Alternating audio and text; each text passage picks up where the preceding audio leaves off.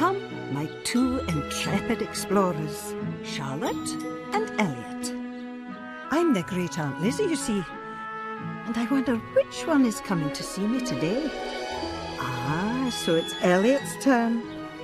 Here he comes, racing to hear another tale from an epic adventurer.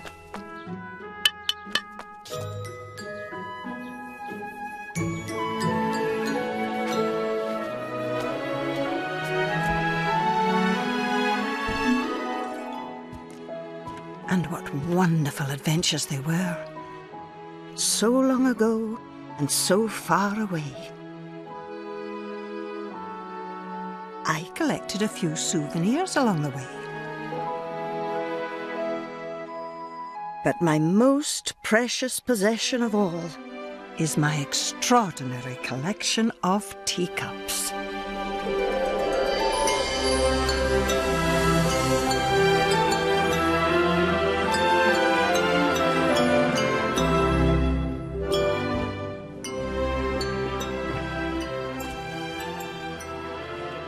You've still got your coat on, Elliot. Come on, no time to count the clouds. We've got stories to tell. Now, let's have a lovely cup of tea. But first, we need... the teacup. But which one?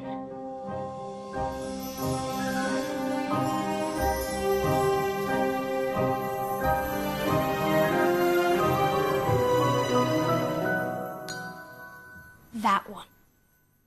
Oh.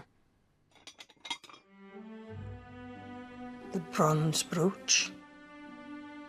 What a choice, Elliot. I do really love that story.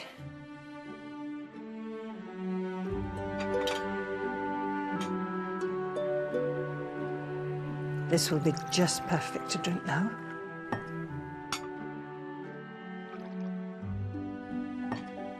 So, are you ready? Ready. Then let me tell you the story of Great Aunt Lizzie and the adventure of the bronze brooch. Oh, yes, of course.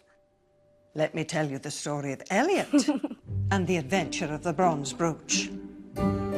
It all began long, long ago in ancient Britain, an island of green forests, majestic mountains, silver rivers, and tiny villages.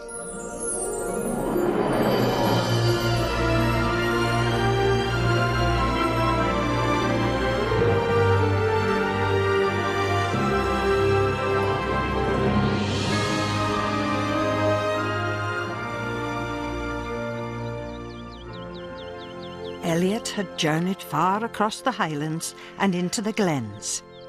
When coming down from the hills, he found a huddle of little round houses by the edge of a wood.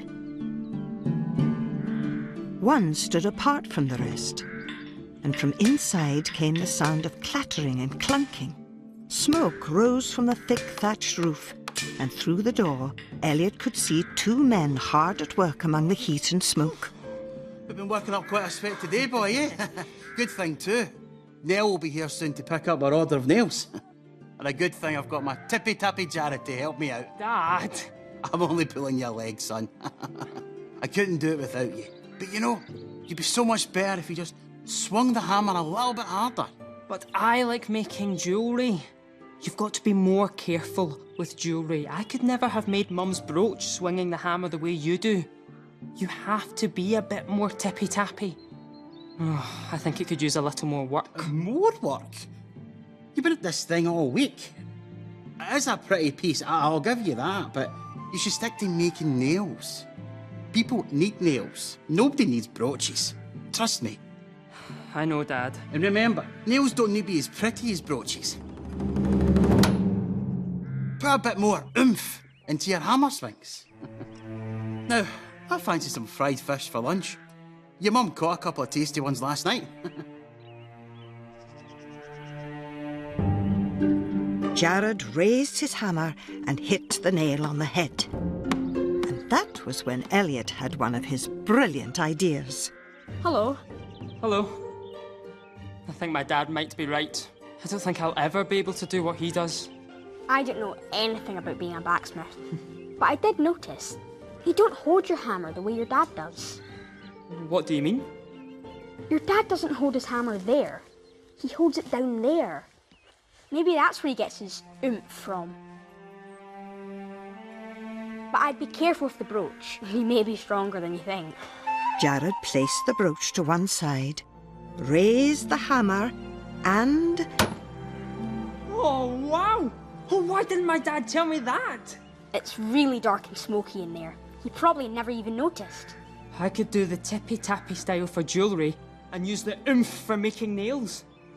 Jared, your dad says your lunch is nearly ready. Mum, this is my friend. Oh, hello. Do you want to stay for lunch? Yes, please. They forgot all about the brooch, and after the most delicious lunch, Elliot helped out by collecting dry wood from the hillside.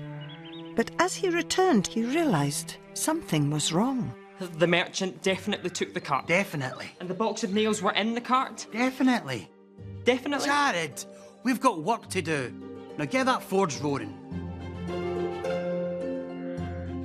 Oh, Elliot, the bronze brooch, it's gone. I put it on the box with the nails, and then, when we were having lunch, the merchant came and collected her cart. She's taken the brooch. That's terrible. I'll go after her right now and get it back. Elliot thought getting the brooch back from a merchant who left only a short while ago would be as easy as a walk in the park. But of course, it was never going to be as easy as that. She couldn't have gone too far. What, Speedy Nell, the lightning-fast merchant? She'll be miles away by now. Where? Well, if I know her, she'll take the mountain pass. If you're lucky, she might take a rest there. It was barely past lunchtime and everything was in a right old pickle. He'd helped Jared work out how to use a hammer just like his father.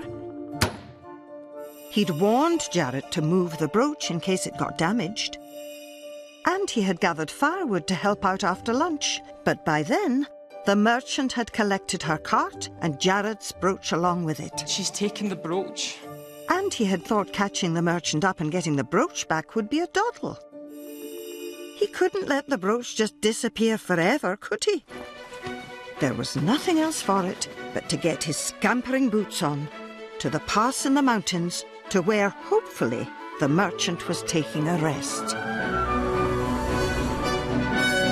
So off went Elliot in his old battered boots. He scrambled across the ancient highlands until, when he was almost out of breath, the path ran out.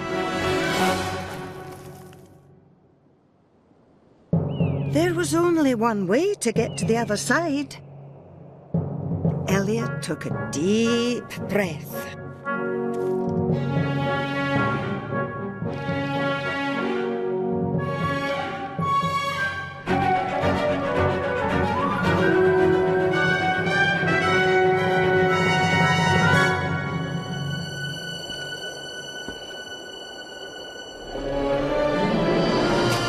Safely across, Elliot pressed on until there, across a wild and empty hillside, was a narrow mountain pass. But this was no time to stop and admire the scenery. Elliot had to get that brooch. He was in luck. The merchant was there, sound asleep. Elliot wondered what was the best way to wake her up without giving her a shock. Oh, hello there. Oh, I must have nodded off. Oh, I see you like my brooch. It's nice, isn't it? Don't tell me you'd like one too. You'd believe the amount of people that have stopped and asked me where I got it. I have a list of orders as long as my arm. Oh dear. How on earth was Elliot to tell the merchant he'd come to take back the brooch he was so fond of? He decided to just come straight out and say it. There's been a mistake. Jared made that for his mother, and he's going to give it to her today. Oh, well, that's a shame. Oh, fair enough. You can have it back. But, now just a moment. Too trusting in Speedy Nell, that's what folks say. How do I know what you've told me is true? You could be one of those fibbers. I am not a fibber. That's what a fibber would say. Answer me a question about Jared correctly, and I'll believe you. This was tricky. Elliot had only just met Jared. How was he going to make sure the merchant asked a question he could answer? What, you mean, what's his father's nickname for him? Yes, good one. Well, what is it? Tippy Tappy Jared, of course. Yes, that's it. Oh. So the brooch was for his mum. That's nice. It's a pity too. Elliot took the bronze brooch and turned it over in his hand. It was like a big ring with a pin going through the centre. It was beautiful and delicate, but he could see it was strong too. I could have sold that 10 times over. I bet Jared could make some more. And I bet I could sell just as many as he could make. Great, I'll tell him. Goodbye, friends. Bye. Back came Elliot in his old battered boots, across the ancient highlands and down the mountainside, until he arrived back in the village outside the blacksmith's workshop. I've got it! Oh, wow, Elliot, thank you. Why don't you give your mother the brooch now? You know what you're like, you probably lose it. And then we can forget all about bronze brooches. Actually, the merchant says that she could sell as many bronze brooches as Jared could make. People would pay a lot of money for one like that. Are you sure? She had a list as long as her arm of people that wanted one. Goodness, Jared, you better get to work making some more brooches straight away. Brooches? What brooches? Mum, I made this for you. That's beautiful. Thank you. Oh, but I may need to copy it to make more. Lots more. Really? Yes, it looks like Tippy Tappy Jared is going to be a successful brooch maker after all. Less him, more Tippy Tappy. Let's have dinner to celebrate. Yes, let's.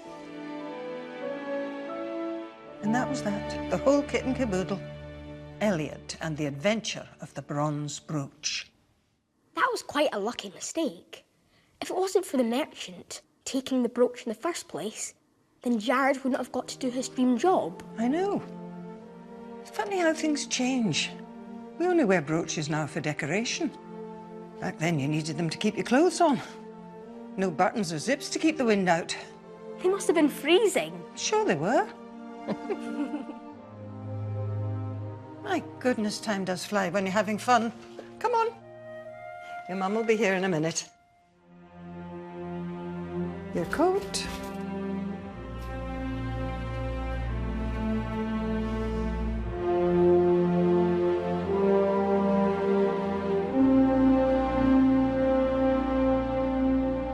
How did that get there?